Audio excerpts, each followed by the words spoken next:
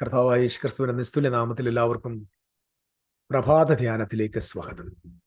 Morning nourishment നിങ്ങളുടെ കാതുകളിലേക്ക്, നിങ്ങളുടെ ജീവിതത്തിലേക്ക് കൊണ്ടുവരുന്നതിൽ ഞാൻ ഈ പ്രഭാതത്തിൽ കർത്താവിനെ അതിയായി സ്തോത്രം ചെയ്യും. ഓരോ വാക്യങ്ങളും ഓരോ ദിവസവും നമ്മുടെ ജീവിതത്തിൽ ദൈവിക കൃപയും ദൈവജ്ഞാനവും ദൈവത്തെ സംബന്ധിച്ച ആഴമായ അറിവുകളും പ്രദാനം ചെയ്യും എന്നതിൽ തർക്കമില്ല. വിശുദ്ധ വേദപുസ്തകത്തിലെ ഒരു വാക്യം നിങ്ങളുടെ ശ്രദ്ധയിൽപ്പെടുത്തുവാൻ ആഗ്രഹിക്കുക. അത് മത്തായിയുടെ സുവിശേഷം 6-ാമത്തെ അധ്യായത്തിൽ നമ്മുടെ കർത്താവായ യേശു ഗിരിപ്രഭാഷണ വേളയിൽ സംസാരിച്ച വാക്യം.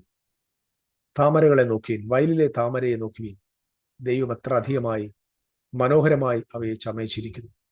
എന്നാൽ ശലോമോൻ പോലും തന്റെ സർവജ്ഞാനത്തിലും ഇവയിൽ ഒന്നിനോളം ചമഞ്ഞിരുന്നില്ല എന്ന് ഞാൻ സത്യമായിട്ട് നിങ്ങളോട് പറയുന്നു. മിശിഹ പർവ്വതത്തിൽ വെച്ച് സംസാരിക്കുമ്പോൾ ഭക്ഷണം, വസ്ത്രം, ജീവിതത്തിന്റെ പല ആവശ്യങ്ങളിൽ വ്യാകുലപ്പെട്ടിരിക്കുന്ന ജനതയെ ചൂണ്ടി അവൻ സംസാരിക്കുമ്പോൾ ഇങ്ങനെ പറയുകയാണ്: വയലിലെ താമരപ്പൂവിലേക്ക് നോക്കുവിൻ, ദൈവം അവയെ ശലോമോ രാജാവിന്റെ മഹത്വത്തെക്കാൾ വലിയ സൗന്ദര്യത്തിൽ അണിയിച്ചിരിക്കുന്നു എന്ന് നമുക്ക് കാണാൻ പറ്റും. ഈ ഒരു ചെറിയ ഉപമാലങ്കാരത്തിൽ വലിയ ആഴമായ ദൈവിക ഉടമ്പടിയുടെ രഹസ്യങ്ങൾ മിശിഹാ തമ്പുരാൻ ഒരു യഹൂദ റബി എന്ന നിലയിൽ മനസ്സിലാക്കിയിരിക്കുകയും അത് യഹൂദ സമുദായത്തിൽ കൃത്യമായ നിലയിൽ പരമ്പരാഗതമായി അവർ പഠിപ്പിക്കുകയും ചെയ്തിരുന്നു. റബനിക്കൽ ലിറ്ററേച്ചറുകളിൽ, പ്രത്യേകിച്ച് നമുക്ക് മിഡ്രാഷിൽ ഒക്കെ വായിപ്പാൻ കഴിയുന്നത്, ജ്ഞാനത്തിൻ്റെയും സമ്പത്തിൻ്റെയും പൂർത്തീകരിച്ച ദേവാലയത്തിൻ്റെയും ഒരു മൂർത്തിഭാവമായിരുന്നു ശലോമോൻ. ശലോമോൻ ഇങ്ങനെയാണ്: ശ്ലോമോ ഹമലേഖ്, രാജാവായ ശലോമോൻ.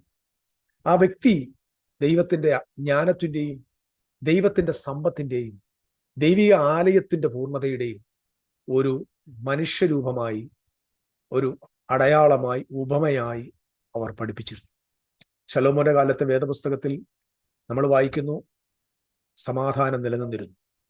ശലോമോന്റെ കാലത്ത് യെരൂശലേമിൽ വെള്ളി വെറും കല്ല് പോലെ സാധാരണമായിരുന്നു എന്ന് നമുക്ക് റബനിക്കൽ ബുക്കുകളിൽ വായിക്കാൻ പറ്റും. എന്നിരുന്നാലും ദൈവത്തിന്റെ ഭവനത്തെ അലങ്കരിക്കുമ്പോൾ കല്ലുകൾ പോലെ സാധാരണമായിരുന്ന വെള്ളിക്ക് പകരമായി തന്റെ മഹത്വത്തിന്റെ മുഴുവൻ പ്രഭയും വെളിപ്പെടുത്തേണ്ടതിനായി താൻ തനിക്കുള്ളതെല്ലാം ചെലവിട്ടിരുന്നു എന്ന് നമുക്ക് റബനിക്കൽ ബുക്കിൽ വായിപ്പാനായിട്ട് കഴിയും. പൂക്കളുടെയും വൃക്ഷങ്ങളുടെയും രഹസ്യങ്ങൾ ശലോമോൻ അറിയാമായിരുന്നു.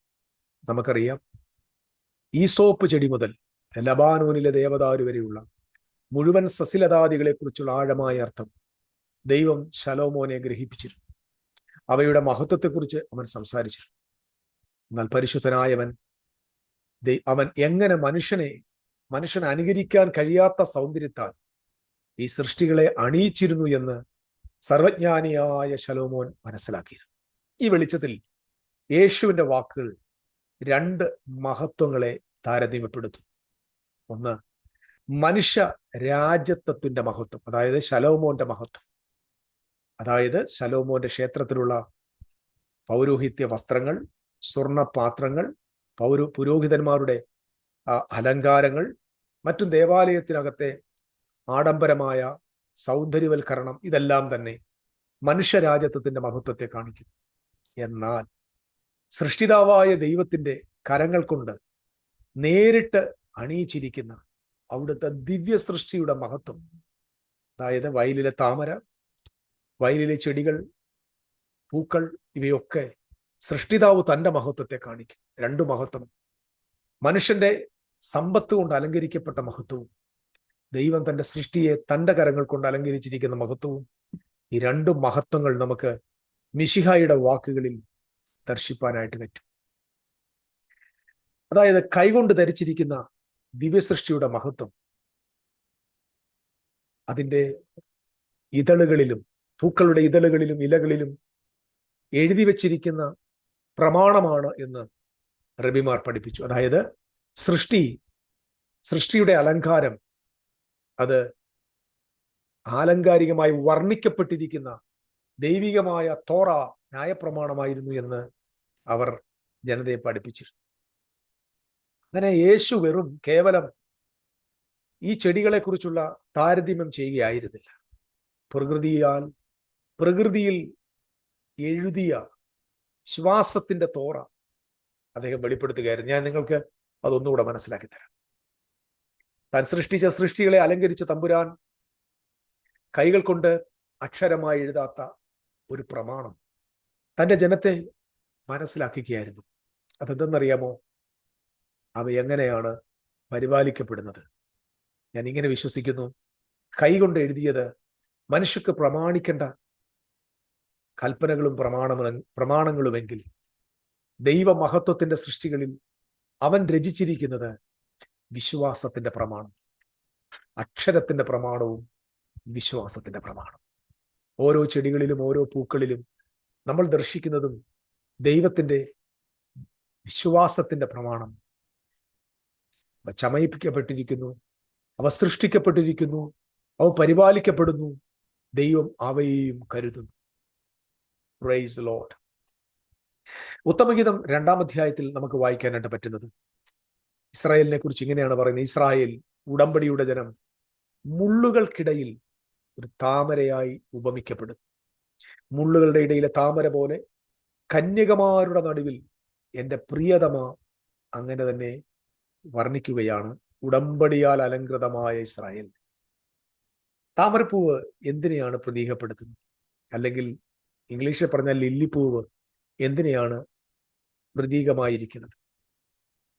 കെയോസിന്റെ നടുവിൽ, വെള്ളം എപ്പോഴും കെയോസിനെ കാണിക്കുന്നു, ദുരന്തങ്ങളെ കാണിക്കുന്നു, അപകടങ്ങളെ കാണിക്കുന്നു. ദുരന്തങ്ങളുടെ ഇടയിലെ ദൈവിക പ്രശോഭ, ദൈവിക വിശുദ്ധി, പരീക്ഷണങ്ങളിലെ ഇടയിലെ വിശ്വാസം. മുള്ളുകളുടെ ഇടയിലെ താമര എന്ന് പറയുമ്പോൾ പരിശോധനകളുടെ നടുവിലെ വിശ്വാസം. ദൈവത്തിന്റെ വിശ്വസ്തതയാൽ അലങ്കൃതമായിരിക്കുന്ന വിശ്വാസ സമൂഹം. Thank you holy God. ദൈവത്തിന്റെ വിശ്വസ്തതയാൽ പൊതിയപ്പെട്ടിരിക്കുന്ന, ദൈവിക ഉടമ്പടിയുടെ വസ്ത്രത്താൽ അലങ്കരിക്കപ്പെട്ടിരിക്കുന്ന അതിമനോഹരമായ ദൈവത്തിന്റെ ജനതയുടെ ഒരു ചിത്രം നമുക്ക് ഈ സൃഷ്ടികളിൽ വായിപ്പാനായിട്ട് കഴിയും. താമരപ്പൂക്കൾ, വയലിലെ താമരപ്പൂക്കൾ സോളമനേക്കാൾ മികച്ചതായി അണിഞ്ഞൊരുങ്ങിയിരിക്കുന്നുവെന്ന് യേശു പറഞ്ഞപ്പോൾ അവൻ ഇസ്രായേലിന്റെ ഉടമ്പടിയുടെ സൗന്ദര്യത്തെ ഉണർത്തുകയായിരുന്നു. നിങ്ങളത് സമ്പാദിച്ചതല്ല, മറിച്ച് ദൈവത്തിന്റെ കൃപയാൽ നിങ്ങൾക്ക് നൽകപ്പെട്ടതാണ്. ഹല്ലേലൂയ. സങ്കീർത്തനം 92:12 നമുക്കിങ്ങനെ വായിപ്പാൻ കഴിയും.